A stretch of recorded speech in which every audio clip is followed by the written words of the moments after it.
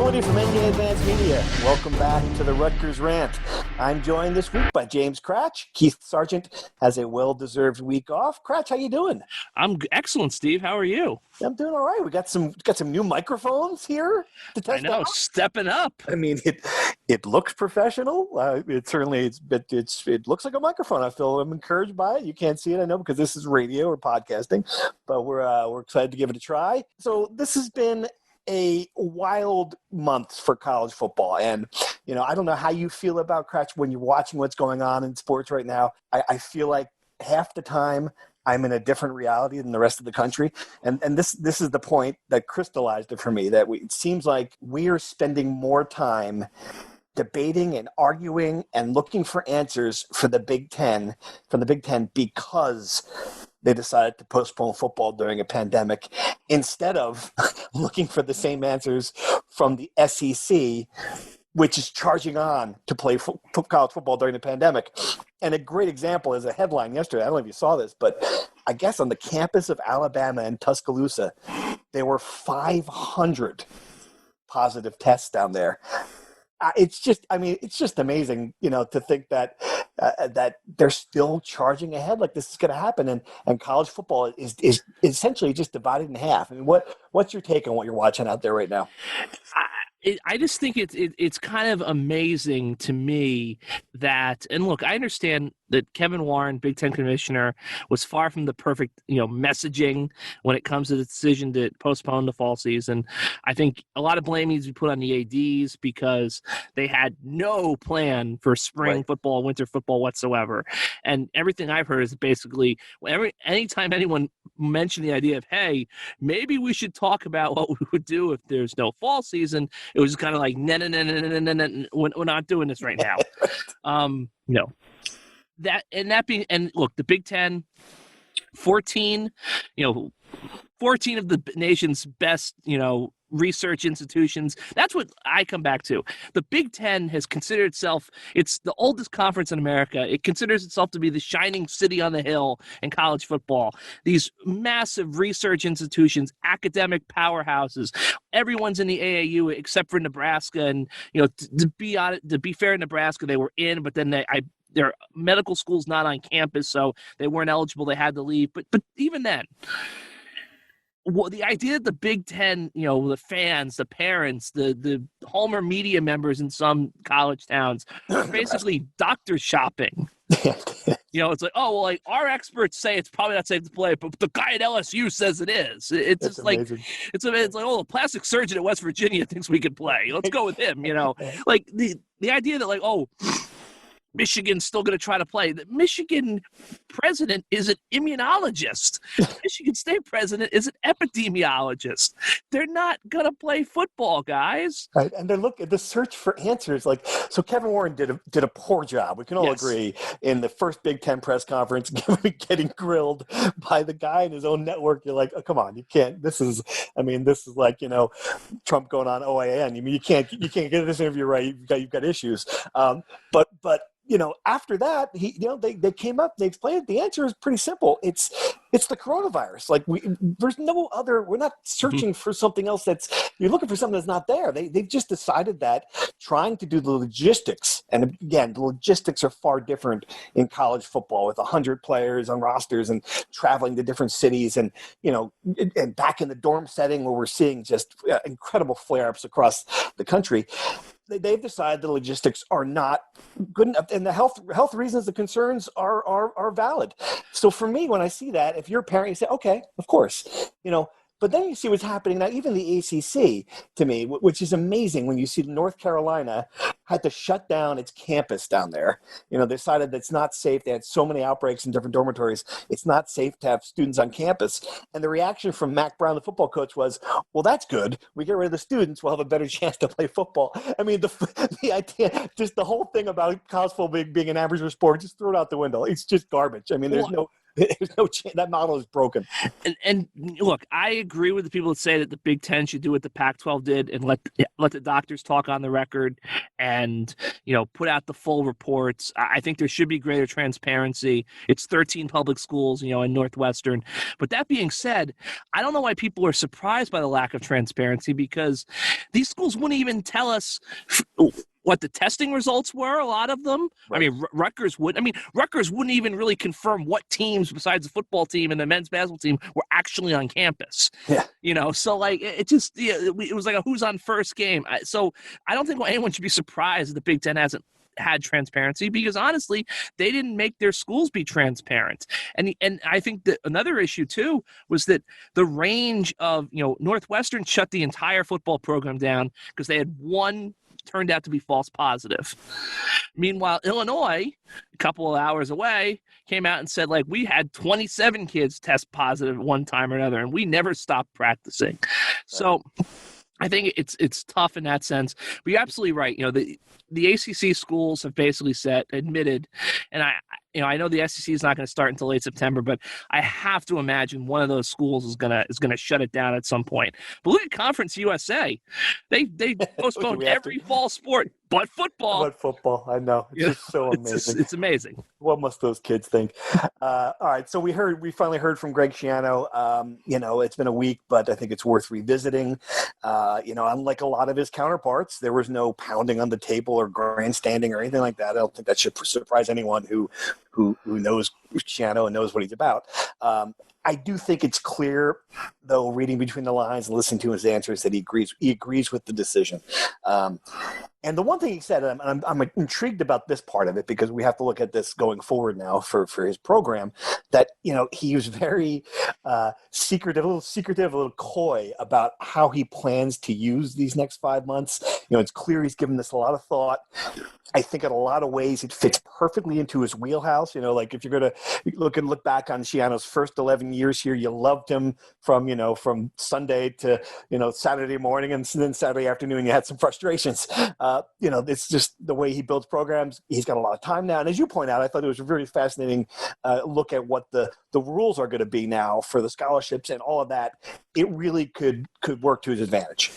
No, definitely. I think that, he basically is going to bring in 2 freshman classes before he plays a game, even if they play in January.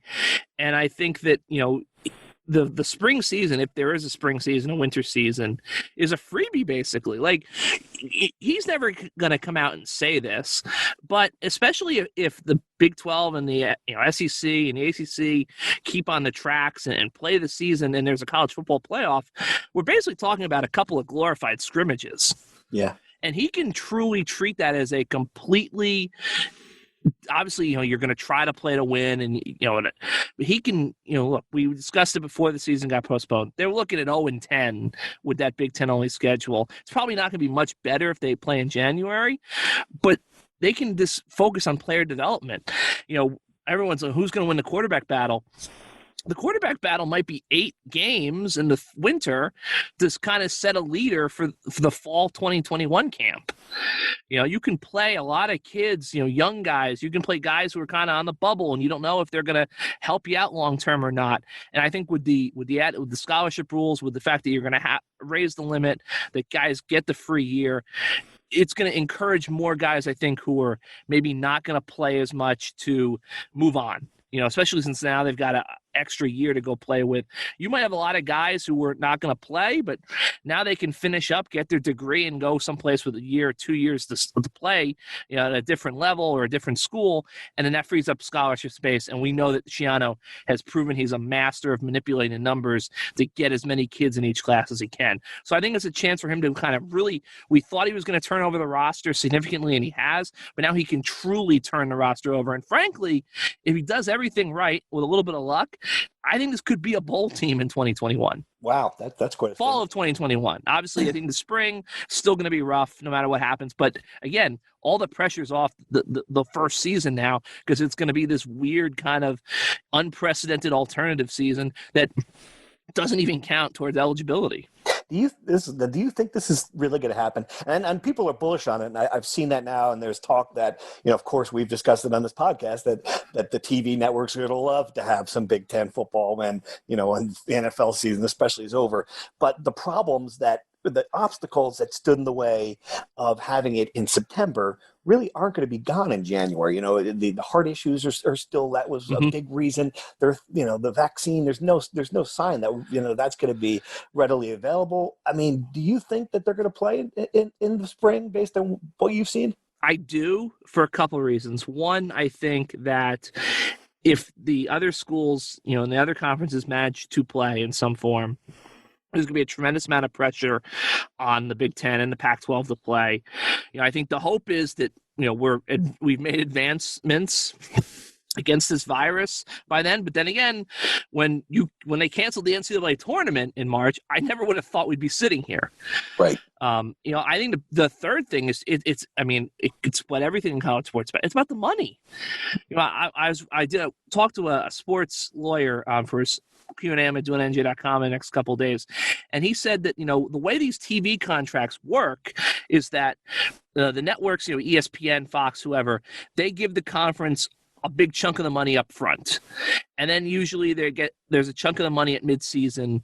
And then sometimes it's 2 payments, sometimes it's 3 installments. Well, the thing is, the Big Ten maybe has gotten some of that money already. But when there's no games played, Fox and ESPN have every right to go, rebate time, we get our money back. So if they have that money in hand, I tend to think they're going to do everything they can to keep as much money as they can flowing and to present those games. I mean, look, I know Bill Moose, Nebraska AD, who we've been talking about a lot on this podcast lately, had this idea of, I think America's going to be tired of college football. I mean, come on, Bill. Yeah. I don't like the idea, whatever the XFL ratings were before that got shut down because of the pandemic. I think the Big Ten games are going to beat that. Oh, of course. Of course they are. And then at that point, it's like, what do you think ESPN would rather have? Ohio State, Michigan on a Saturday afternoon, or Nuggets, Magic? Right. I think they're going to take that. So I thought that was a little bit silly. But again, I think it's going to come down. And the dome idea, I get it. But I also don't get it because you're going inside, and obviously if they go with this dome approach, there's not going to be any fans in the stands. And I guess that, but I also feel that they're so desperate to play basketball, which I'm sure we'll get to in a second, that they're already throwing out this idea of bubbles. And I feel like once the basketball takes the jump and the bubble happens, then football is going to try to do it. So, yes, I do think they will play.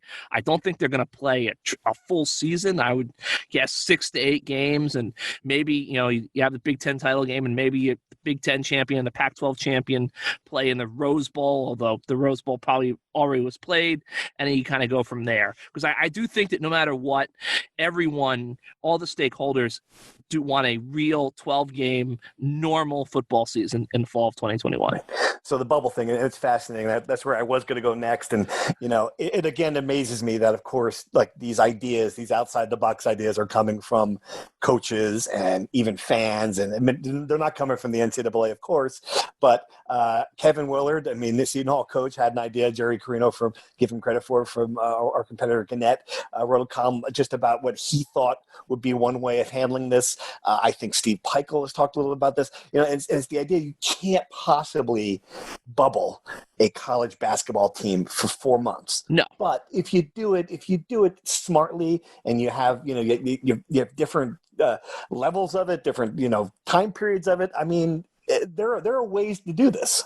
No, there are definitely ways to do it. And I think that, the way I believe John Wilner from the Mercury News wrote about the Pac-12, it was the idea that, let's say it's you get a plane and you put the USC and UCLA men's and women's basketball teams, and then you fly out to Oregon, and you're going to basically play over a week, your round robin, or USC and UCLA, both their basketball teams are going to play both of their games against Oregon and Oregon State. And you're just going to knock them all out in a week, and then you send everyone home, and then you kind of take a couple days off, and then Washington and Washington State come to USC and UCLA the following week, and you play all the games around again. I do think you can do that. You could send Maryland, Penn State, and Ohio State to the rack, and everybody plays 6 games and then goes home in a week. You could do something like that.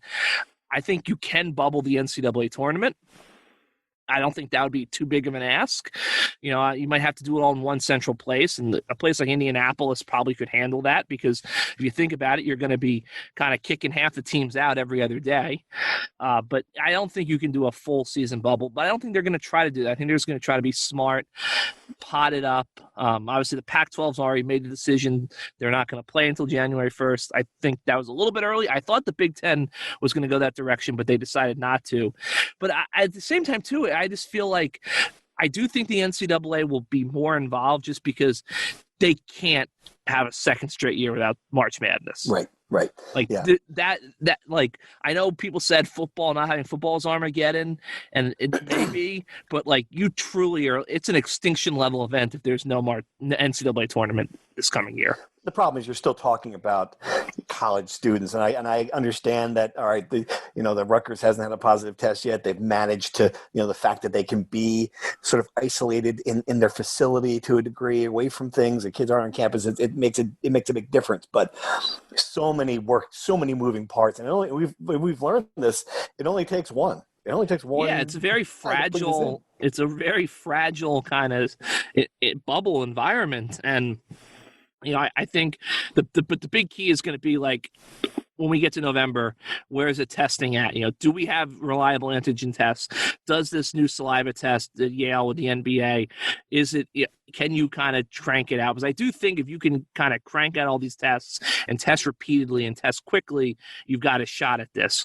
But if we're sitting here in November and things really haven't changed, and we're sitting here in January and things really haven't changed, they're really in trouble. Right. All right, let's move on to some Rutgers Insider questions. As always, we appreciate you guys subscribing. NJ.com text. NJ.com text. You get our exclusive insider stories as well. It's the best deal in journalism right now. That's what I can call it, because I'm biased, of course. A lot of good ones. I want to lead off with this one because I do think it is a fascinating discussion. If Jim Delaney was still the commissioner of the Big Ten, would things have been handled differently? And it's funny because, I've talked to people around the league who have asked that same question. Even one of them said to me, why couldn't they have just brought him in as a consultant? Which is, of course, impossible, because he is such a towering figure in the history of college athletics. I do believe, certainly, if he was involved in this, you would not have had what you saw in the days after the decision with Nebraska and talking about trying to find a schedule, and Ohio State even walking halfway down the driveway, looking around, seeing if there's someone that could play. I mean, I don't think you would have had any of that nonsense because of just, just who he is as a figure in the league's history. Would they have come to a different decision? What do you think? No, I think they would have come to the same decision. My guess is that the messaging would have been better. And I think that, frankly, Jim Delaney would not have allowed the presidents and chancellors to hide behind him. Right. These guys would have had to come out and explain their vote. I think one of the biggest issues we are facing with the Big Ten is that you have ADs and presidents and chancellors that know that the right decision was probably to postpone the season, but they don't want their fans and boosters to know that they said that. I think that's the big issue. Even though one of the things that's fascinating about all this coverage out of Nebraska and Ohio State is, Nebraska, your doctor is the chairman of the task force. What does he think? And I think someone asked for his comment, and he deferred to the Big Ten, of course. And the other thing is, the Ohio State president said to a spokesman that she wasn't going to vote to, postpone the season, but no one will actually say what the vote was. That's, I think, the issue. I think the issue is this was probably a 13-1 vote with only Nebraska abstaining, but they see the temperature of the reaction, and they don't want people to know that they were on that side. Of course. I do think another thing Delaney would have helped with, there would not have been the lack of communication with the other conferences. I think that, certainly, yes. I think you read a lot of stories about how, the SEC, the ACC, the Big 12, they were not happy with the Big Ten going to a conference only schedule when it did. I have to imagine that the fact that Delaney, was such a leader for the entire sport that wouldn't have been an issue. All right, some more interesting. Here's a recruiting question. Should we read into anything the fact that Greg Schiano hired the coach at St. Joe's of Montvale, which has two of the top players in the state? One just committed to Michigan State, and the other may follow. Is this a problem for Augie Hoffman? It's an interesting question. Certainly, I think when you saw that hiring, Kratz, you expected that it would be the kind of thing that happened with Chris Partridge, where his best players would kind of follow him to Michigan, like it happened, with Rashawn Gary. It hasn't happened in this instance. I mean, what do you make of that? I don't think it's a problem. I think that, look, and we kind of went through this with Nunzio Campanelli when Chris Ash hired him. Just because these guys are on the staff does not mean that all of these kids are just going to follow. I think it's very, and look, some, as I said, like, if the first chair bassist wants to go out of state, no one freaks out, or the science, the valedictorian class, some kids just want to go someplace else for college. And I think that's okay. And, another thing too is that, we can say, Augie, yes, he coached him in high school, and he wouldn't even be his position coach at Rutgers, but, it's up to the head coach to close. Everyone said that all the time when Rutgers not recruiting well under Ash, it's the head coach's job to close. Well, it's the same thing. Now, look, I think this is the one thing Rutgers has going for it. Gino Vandermark committed to Michigan State. Sounds like Audric Esteen might head that way. If this was under Ash, it'd be over. I think it's very clear that Schiano, if he wants the kids, is going to be in it till the end, and he's got a very good chance to flip them when it's all said and done. But I just think it's a pandemic. Todrick Hunt, if you're a Rutgers insider subscriber, he texted. He thinks that Rutgers still has a very good chance to kind of win this in the end, to flip them. I think it's something that it's minor. It's a setback right now. If they stick on it, let's see what happens when early signing day comes, and if kids can go visit, that's the thing. We went to, Sarge and I went to Michigan State in 2018, the last game of the season there. It was a cold, dreary place. Yeah, right. So if somehow he gets to go visit Michigan State in late November, he might have a shot Schiano might have a shot here. That's a good point. And the fact, and I will say, I do believe you can't take one or even two athletes and draw any conclusions. But the fact that it's Michigan State, they are, new head coach themselves. This is, a completely different stat. This is not the same program that was, that was there 5 years ago. It's a little different than if the kid went to Ohio State. This is another question that on the same topic, Kratz, is interesting. Is there a correlation to be made that the defensive side from a recruiting standpoint is just better than the offensive side? And it's interesting because I mean, you look at some of the guys they did hire on the offensive side, and meanwhile on the defense side, we all know, when you've got Fran Brown and you've got the people, Jim Panagos, you've got guys who are certainly proven recruiters who have already, earned their salaries doing that part of the job. Does that matter? I mean, I think there's something to that, but at the same time, let's be fair to Sean Gleason and Andy Ork and Nunzio and Augie. That offense has been the worst offense in the country for years now. And they haven't had a spring practice even to bring a recruit in and have them see what they're doing. It's great.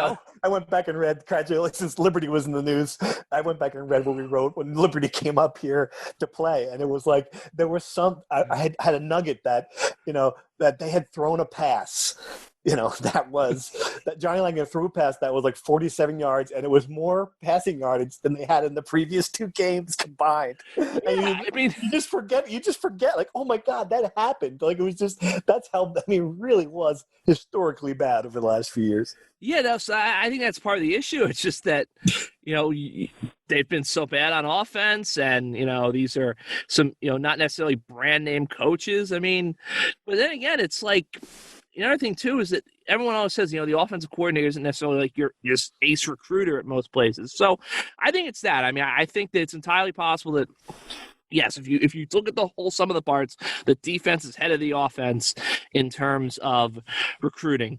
But once this team plays and they show some life signs on offense and they look exciting, Rutgers would hope, I think maybe things snap up a little bit for the offense. Can I tell one more Liberty joke? So yes. I don't know. I can't give the credit to whoever tweeted this at me or whoever I saw it, but I guess someone on one of the Rutgers message boards asked the question: did Jerry Falwell Jr. come to the game in Piscataway, or did he just watch? I thought that was. I was actually thinking about this. Good.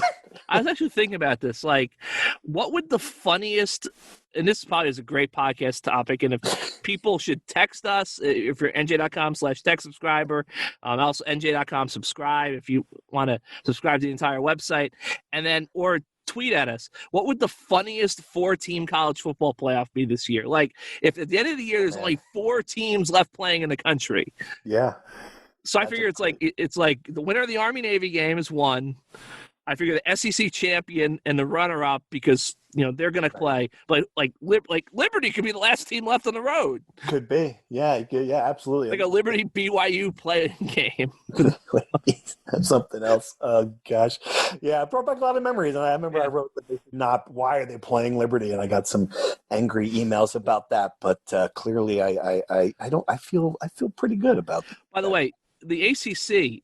How dumb do they look when they come out and they basically say that your non-conference game has to be at home or in your own state, so Notre Dame can't go to Navy, but they're okay with Liberty, which basically is not testing anybody, going up to Syracuse. Just ridiculous. Unbelievable. How is that? I mean, they're playing.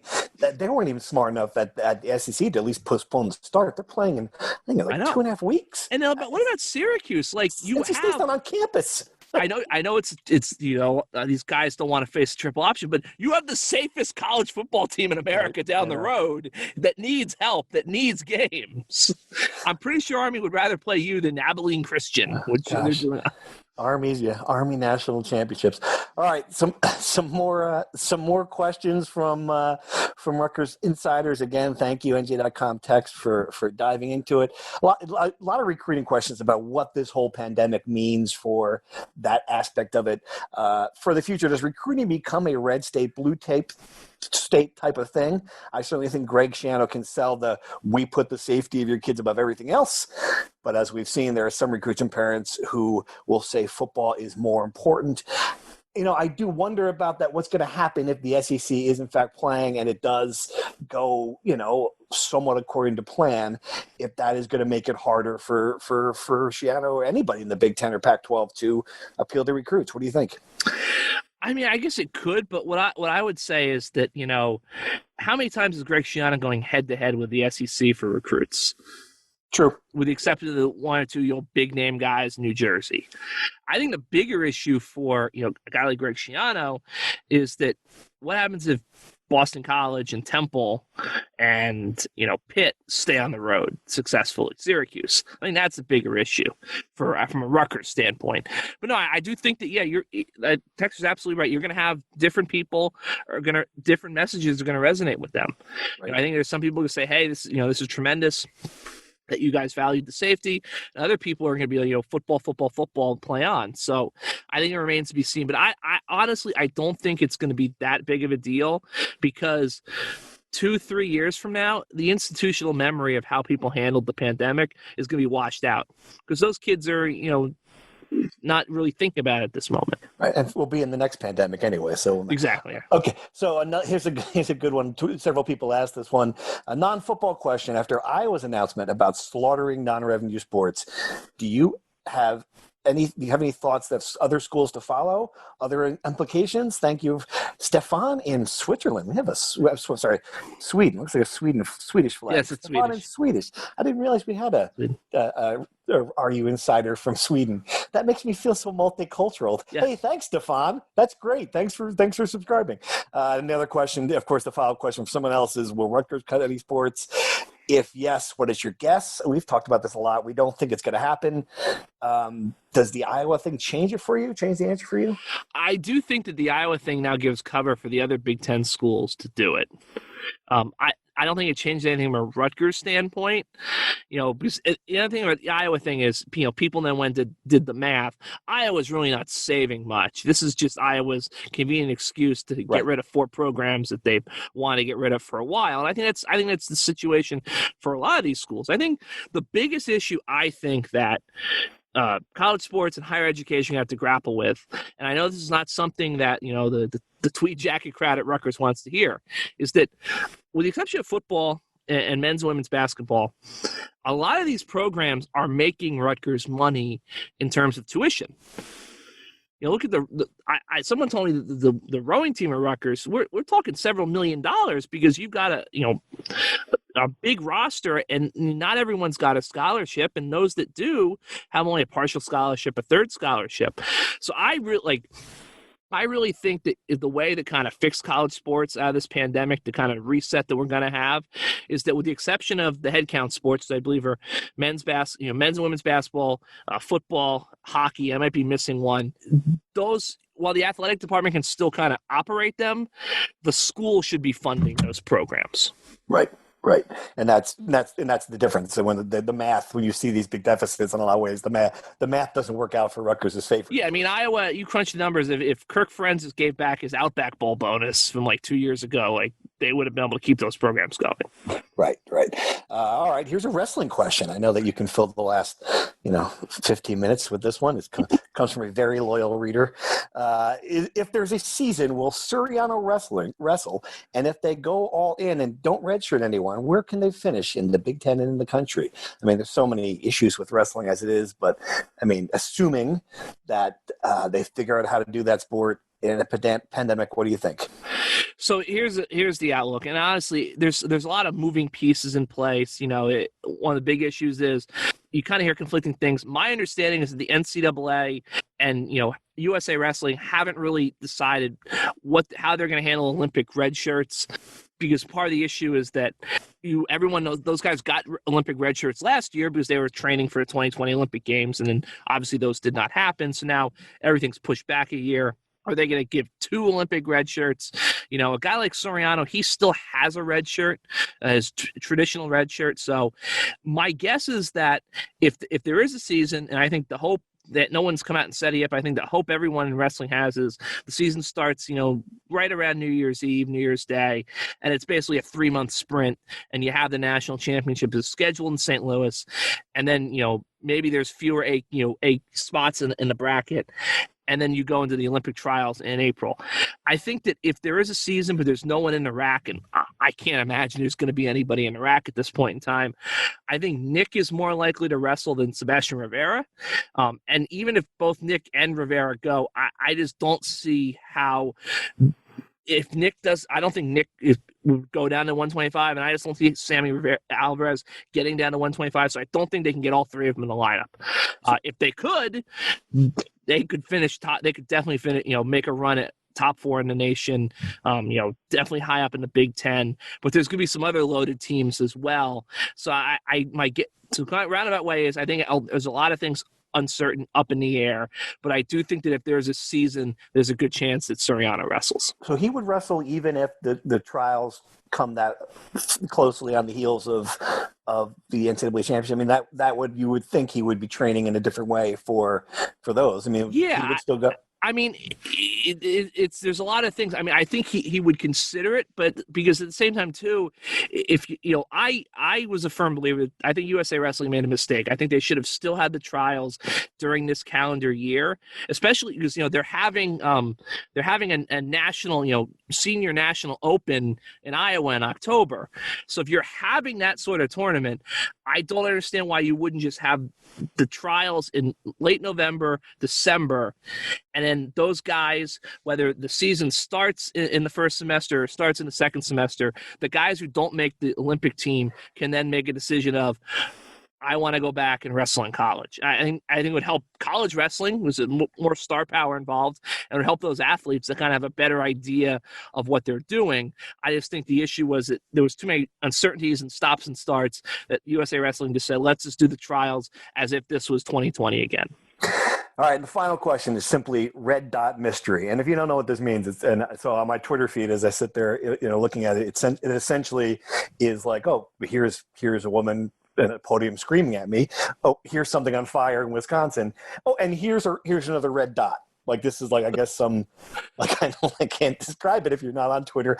And if you're not on Twitter, let me just praise you for that, not having that in your life all day. But, so the red dot thing, do you have any idea what this is? I mean, I guess there's a red dot. It looked like the Japanese flag essentially was on the outside. I did check in. I said, you guys playing a game in the Tokyo Dome, coming up? That's what it looked like. It really looked like. And, I'm down for that. Let's go to Japan, season opener next year. No, my understanding is it's some sort of rollout. I think it's the way it was explained to me was by the end of the week, it'll become pretty clear. I think that it's, we've seen them do this before. Those guys do a great job over there with the organic buzz builds where they kind of show their hand. They did it with those birthplace of college football billboards they put up in the college football playoff cities a couple of years back. I think that's what's going on here. So my understanding is that this is something they think is very important and a big deal, but I would not expect an earth-shattering reveal at the end of the week. All right, so that's just going to be some suspense. Hey, something to look forward to, right? That the red dot mystery will be resolved. All right, that's all I got. You got anything else? Anything else that we forgot to talk about? All you got? All right, everyone, thanks for listening. We'll be back soon, I hope, with another edition of the Rutgers Rant. Until then, take it easy.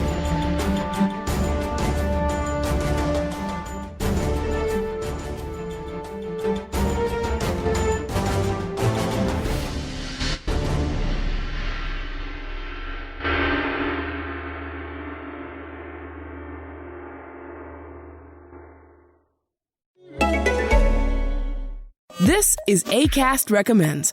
Every week we pick one of our favorite shows, and this is one we think you're gonna love. Hey lady, it's Terry here. And Dr. Dom, and we're the hosts of the Her Space podcast. In a world where Black women are often underrepresented and misunderstood, we need more safe spaces to just be. Every Friday, join us as we initiate authentic conversations for Black women. Be sure to tune into Season 4, Episode 11, The 4 Levels of Friendship and How to Spot Fake Friends. And check out Her Space wherever you listen to podcasts. Acast is home to the biggest podcasts from the U.S. and around the world. Subscribe to this show and hundreds more now via Acast or wherever you get your podcasts.